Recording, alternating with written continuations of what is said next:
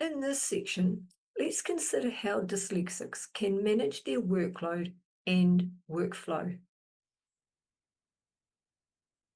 Dyslexics excel in problem solving and solution-focused thinking, and they aim to be efficient and effective in their work.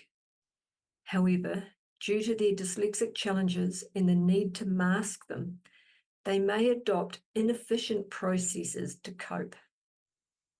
These strategies stem from covering their challenges rather than utilising their dyslexic strengths, which can lead to a type of self-sabotage. This is a normal response developed by dyslexic thinkers in a world that doesn't fully understand or accommodate the dyslexic way of thinking. Dyslexics, as part of their masking and coping, can quite easily overwork to keep up and may have unrealistic expectations of what they are required to do. When looking at the most efficient way to work, they accommodate for dyslexic challenges and utilise their dyslexic strengths. Accommodations are not cheating or a sign of weakness, but a way to try and accommodate dyslexic thinking in a system not designed for incorporating the dyslexic point of view. It's a type of evening it up. Think of the bridge we talked about under why we have strategies. Dyslexics will want to advocate for accommodations or access them when organisations offer them. Ideas for managing workflow strategies include planning, general organisation, and supportive strategies. Some points to remember here are: pick what strategies work for you in your work or study and your brain. It may be a case of trying a few before finding what ones work best. Dyslexics all have different levels of strengths. For example, one dyslexic may find planning easier than another. Dyslexics with ADHD will have a harder time and need to consider additional strategies that match their ADHD thinking, such as incorporating reward, a shorter focus time, etc., as well as the dyslexic strategies. Looking at planning, this can be an essential strategy for dyslexics. Since dyslexics often prefer to understand the big picture before diving into the details, planning can aid in sequencing and managing those details. Even when the full big picture isn't clear, dyslexics might still need to start a task. In these situations, planning can provide a structure and direction, helping to build that big picture of what is required as they get underway. Knowing what you have to do with using planning is important for a dyslexic. Without proper planning, it is easier to miss or forget important information, make mistakes, feel like you've lost control of the task, and take longer to complete tasks, which can all lead to increased stress. Dyslexics can make their workload manageable by breaking it down and working in stages. This is important because dyslexia makes it harder to concentrate on one thing at a time. Doing this makes it feel less overwhelming, and subtasks can be ticked off as they're completed, which feels rewarding, and it helps to start and finish tasks more effectively. Incorporating support into planning benefits the dyslexic brain. Types of support include asking for help, which can be done without disclosing dyslexia by saying something like, "My brain prefers it this way." By taking breaks in their work helps to refresh concentration, such as working for 20 minutes and then taking a 5-minute break. It's also important to recognise that some tasks require more brain power, so planning for these tasks is crucial. For example, schedule those heavy processing work tasks in the morning when the brain feels fresher. How dyslexics approach tasks can significantly impact how well they go. Dyslexics need to take their time planning tasks at the start.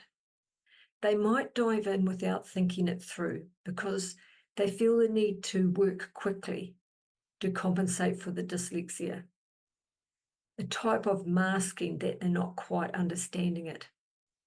It could be that they want to capture their thoughts and ideas before they disappear. Or it could be this diving in can be from a lack of confidence and the fear of appearing slow. The planning can incorporate their visual and creative strengths. With general organisation, the dyslexic can look at strategies for managing time and tasks. This can involve preparing the materials needed for organising the work, such as diaries and calendars. Being able to get an overview of the total workload so the dyslexic can see explicitly and clearly what has to be done. This fits in with the dyslexic big picture thinking before going into the details. A process for getting the information out of their head is to write down everything that has to be done and then organising it into sections. These sections, for example, could be urgent, delegate, not urgent, ideas. Visual tools for breaking tasks down, such as Trello or Kanban, are available. Once the dyslexic has a system, it's important to set aside time each day to use it. Planning the day helps to create a sense of control, especially if you're building in time to manage those unexpected tasks that crop up. Also building in time for free thinking. This is when the dyslexic's problem-solving strengths can come to the fore. Additionally, building in time for brain breaks. Determine when your brain is most alert, such as in the morning, and being flexible with your schedule. Setting up checkpoints such as an alarm on the phone to ensure that those breaks are taken. Organising the workspace can have an impact on how the dyslexic's brain space is. Keeping the work area around where you work and keeping it tidy helps to keep the dyslexic's brain clear. Establish a filing system. It needs to be simple and easy to use. Think about how to incorporate colour that works for your dyslexic brain, such as coloured files. Create one place for notes, like a notebook. Dyslexics like to look at tidy notes, and if they are messy, they may not like to go back to them. This means the process for keeping notes needs to allow for the free flow of writing down ideas and notes and diagrams, but include an element of tidiness. A strategy to support this is keeping a notebook and setting up a contents page.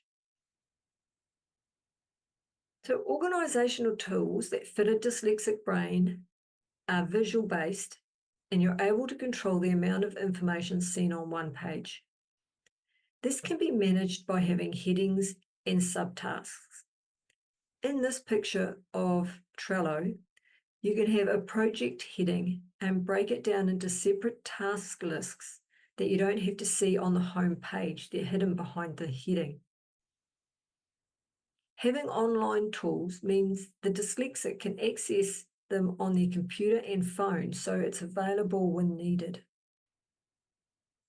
This is an example of a notebook. You can see it has numbered pages for writing general notes on the left-hand side, and on the right-hand side, a contents section at the front. This means the dyslexic can write messy, but the contents page keeps it tidy so that they feel okay to look at it and find out where the information is that they have to look up.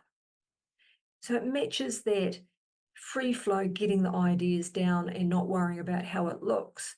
But then you create a space that it's tidy and easy to look at for going back to the information. An example of an online calendar that syncs between computer and phone is Google Calendar or other ones like Outlook. You can use color to highlight different bits of information. These are helpful because they're visual, they're on hand, and they help to clear the information out of the dyslexic's head. Calendars don't have to be online. Having a paper version works as well, especially if you have it of the whole year or the whole month, because then it's an effective way to see the overall whole picture of the days.